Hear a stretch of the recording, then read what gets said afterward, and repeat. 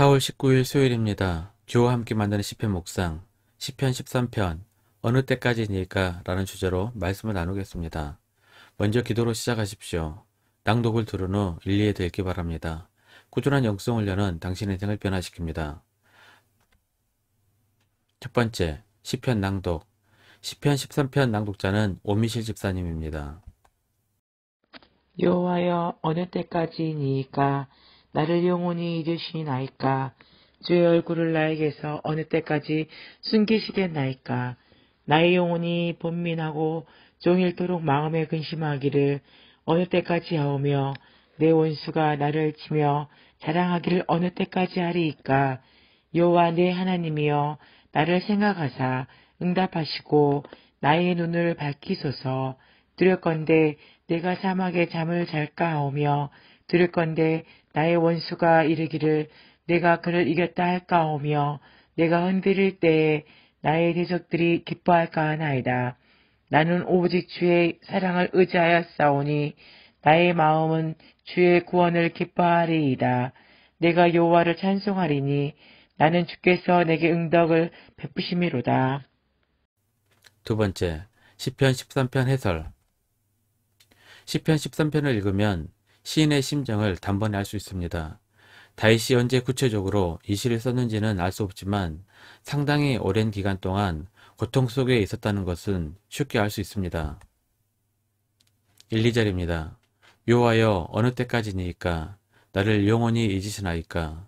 주의 얼굴을 나에게서 어느 때까지 숨기시겠나이까? 나의 영혼이 번민하고 종일토록 마음에 근심하기를 어느 때까지 하오며, 내 원수가 나를 치며 자랑하기를 어느 때까지 하리이까?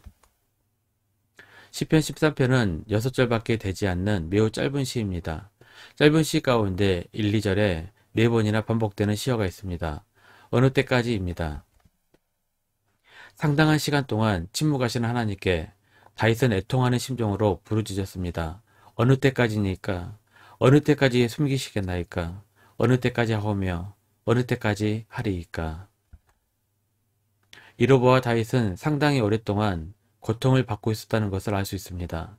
하지만 그 고통이 무슨 고통인지는 정확히 알 수 없습니다. 다윗의 인생 중 오랫동안 고통받았던 때는 사울왕에게 쫓기는 때였습니다. 다윗은 15세쯤 사무엘에게 기름 부음을 받았고 얼마 지나지 않아 사울왕의 눈에 들게 됩니다. 사무엘상 16장 21절입니다. 다윗이 사울에게 이르러 그 앞에 모셔 서매 사울이 그를 크게 사랑하여 자기의 무기를 드는 자로 삼고 그 골리앗을 죽이고 왕의 사이가 되고 왕자 요나단과 둘도 없는 친구가 됩니다. 기름 부음 받은 이후 약 5년간은 아주 잘 나가게 됩니다. 그런데 사울왕은 인기가 올라가는 다윗을 경계하고 제거하려고 합니다. 다윗은 20세부터 30세까지 약 10년간 쫓기는 인생을 살게 됩니다. 성경은 다윗의 도피 생활을 매우 상세하게 기록하고 있습니다. 인생의 황금기에 도망자로 살면서 언젠가는 좋은 날이 오겠지 기다리다 너무 시간이 오랫동안 지체됩니다. 이에 심히 낙심한 다윗이 시편 13편의 탄식의 노래를 지지 않았을까 추측해 봅니다. 4절입니다. 두렵건대 나의 원수가 이르기를 내가 그를 이겼다 할까 하오며 내가 흔들릴 때에 나의 대적들이 기뻐할까 하나이다. 만약 위의 추측이 맞다면 원수와 대적들은 분명 사울왕의 명령에 다윗을 죽여 상금이나 높은 자리를 차지하려는 자들일 것입니다. 반면 어떤 학자들은 이 시의 배경이 다윗의 도피기가 아니라 오히려 다윗이 오랫동안 병으로 고통받으며 죽음을 눈앞에 두고 탄식하며 전시라고 주장하기도 합니다. 그 근거로는 어느 때까지니까 라는 식구를 들 수 있습니다. 이 식구는 시편 6편에 나옵니다. 시편 6편 2절 3절입니다. 여호와여, 내가 수척하였사오니 내게 은혜를 베푸소서. 여호와여, 나의 뼈가 떨리오니 나를 고치소서. 나의 영혼도 매우 떨리나이다. 여호와여, 어느 때까지니까? 우리가 시편 6편에서 이미 살펴본 것처럼 이 시편은 다윗이 오랜 병 때문에 고통스러워할 때 지은 시입니다. 시편 13편과 시편 6편의 시어들 몇 개가 서로 겹칩니다. 3절입니다. 여호와 내 하나님이여, 나를 생각하사 응답하시고 나의 눈을 밝히소서. 두렵건대 내가 사망의 잠을 잘까 하오며 나의 눈을 밝히소서라는 기도는 눈이 새하얘졌기 때문일 것입니다. 또한 오랜 질병으로 죽음, 즉 사망에 대한 걱정이 심했을 것입니다. 3절의 시상은 시편 6편에서도 나옵니다. 시편 6편 5절 7절입니다. 사망 중에서 주를 기억하는 일이 없사오니 수월에서 주께 감사할 자 누구리이까. 내 눈이 근심으로 말미암아 쇠하며 내 모든 대적으로 말미암아 어두워졌나이다.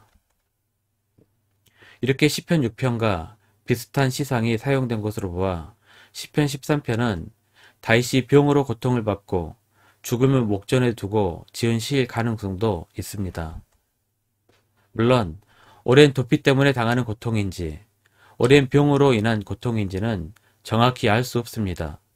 우리는 단지 시를 읽으면서 다윗의 상황을 상상해 볼 뿐입니다. 여기서 확실히 알 수 있는 것은 오랜 동안 고통 속에 있을 때 우리는 다윗처럼 하나님께 탄식하며 부르짖을 수 있다는 사실입니다. 세 번째, 짧지만 강력한 기도. 시편 13편은 6절로 매우 짧습니다. 하지만 이 짧은 기도문은 우리에게 매우 강력한 인상을 남깁니다. 무슨 말한지도 모르고 했던 말을 계속해서 반복하면서 중언부언 기도하면 시간을 채웠다는 만족감 말고는 남는 것이 없습니다. 시편은 매우 짧지만 강력한 기도법을 가르쳐 줍니다. 예수님께서도 중언부언 하지 말라고 하셨습니다. 마태복음 6장 7절입니다. 또 기도할 때 이방인과 같이 중언부언 하지 말라. 그들은 말을 많이 하여야 들으실 줄 생각하느니라. 시편을 통해 짧지만 강력한 기도법을 배우시길 바랍니다. 주님께서도 우리에게 매우 짧지만 깊이 있는 기도법을 가르쳐 주셨습니다. 우리가 주기도문이라고 부르는 기도법입니다. 기도의 표현이 어려운 분들은 시편의 기도를 여러 차례 읽으며 기도법을 배우면 좋을 것 같습니다. 혹시 기도 자체가 어려운 분들은 주기도문으로 묵상하듯이 기도해 보시길 바랍니다. 그러면 기도에 큰 도움이 될 것입니다. 네 번째, 진실한 기도. 힘들지 않아 물으면 보통 괜찮아 라고 대답합니다. 진짜 괜찮아서 그런 경우도 있지만 한탄하고 힘들다고 하면 믿음이 없어 보여 그런 사람들도 있습니다. 시편 13편은 진실한 기도를 우리에게 가르쳐 줍니다. 자신을 속일 필요가 없습니다. 힘들면 힘들다고 하면 됩니다. 너무 괴로우면 괴롭다고 하면 됩니다. 하나님 앞에 진실한 것이 진짜 신앙입니다. 믿음은 뭐뭐 한 척 보이기 위한 것이 아닙니다. 믿음과 진실함은 분리될 수 없습니다. 하나님은 우리의 탄식을 들으십니다. 우리의 탄식을 하나님 앞에 아뢰 때 기쁨으로 바뀔 것입니다. 5절입니다. 나는 오직 주의 사랑을 의지하여 싸우니 나의 마음은 주의 구원을 기뻐하리이다. 말씀 요약합니다. 첫 번째, 힘들면 힘들다고 하십시오. 하나님께서 우리의 고통을 기쁨으로 바꾸실 것입니다. 두 번째, 시편을 통해 짧지만 강력한 기도법을 배우면 좋겠습니다.